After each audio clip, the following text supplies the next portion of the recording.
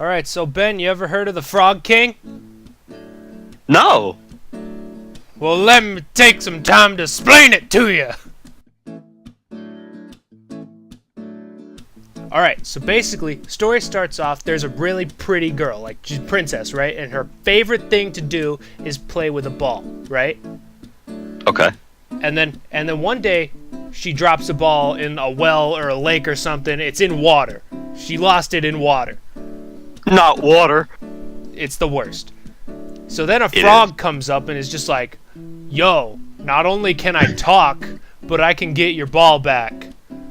And then it's just like, okay. It's like, It's a deal what? with the devil. There's a catch.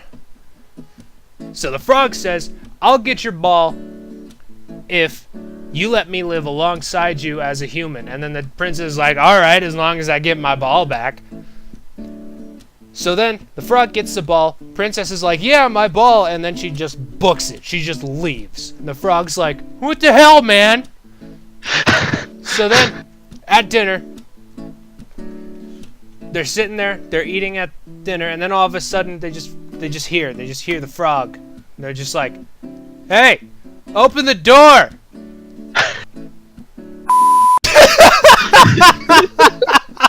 You couldn't resist. No, I couldn't. So then the girl starts like freaking out, right? Girl's freaking out. The king's like, Yeah. what's wrong? And the girl's like, I made a promise to this frog. I didn't think it was real, but it's real and the frog is here. And then the king's like, well, if you made the promise, let the frog in.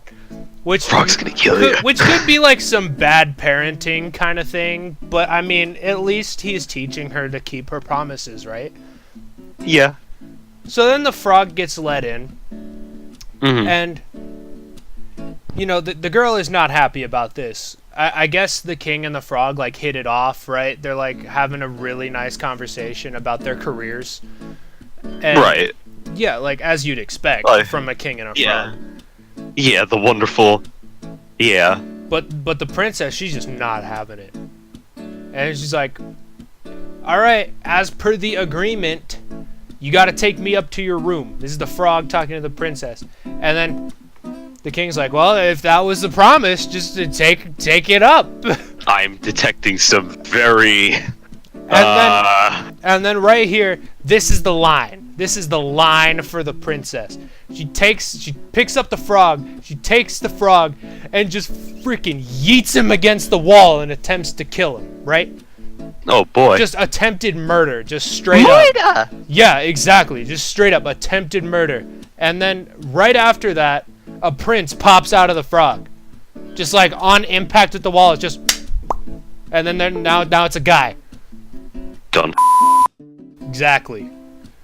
I might have to use the beep sound effect. Oh yeah, that's right. We're doing a thing, aren't we? Yeah. That's cool. So then after that, like she tries to kill him, the prince just pops out and explains everything away. Like, oh yeah, I was a prince, a witch turned me into a frog. I don't know why. Usually, like, it's very clear what the witch's motive is, but in the actual story, it's really not clear. It seems like it's just done for shits and giggles. Honestly. Mm-hmm. Like, it's just like, ha, you're a frog now, but why? Because I thought it was funny! And that's... Which was probably... I mean, it's probably the case. It probably was hilarious. But then they both get married the next day, right? So What? Okay. Exactly. That detail doesn't fit with me either because the prince, like, whether or not you were a frog, I mean, this woman tried to kill you. Like, that wouldn't sit well with me. It wouldn't be enough to make me say I do. But you know what? He can do whatever he wants to do. So then, Who's gonna stop him? So then this guy and his new wife, the princess, they go back to the Frog Kings, the former Frog Kings, former Frog, regular king, home kingdom. They go home. Oh boy. And then Time for war. they meet Heinrich, which is like the former frog, the no longer Frog King's best friend, right? Mm-hmm. And it's just like, oh man, you're back. And he's like, yeah, what up? And then at the end of the story, it's just like, whoa, what the heck, man? The carriage is breaking. It's like, no, it's not. It's my heart. It's like, what? Thought it was just because somebody was fat. No, because someone like put, because when Heinrich realized that his king was a frog, he just got really sad, and then he put like metal bands around his heart. But then when he came back, he got so happy that the metal bands just exploded off. Oh. Because that makes sense. And then I agree. So, but then the last line of the story, I'm going to read for the first time talking about this whole thing in the past 5 minutes or however long I've been doing this. It says, once again, the prince heard a cracking sound and thought that the carriage was breaking apart, but it was the band springing from faithful Heinrich's heart because his master was now redeemed and happy.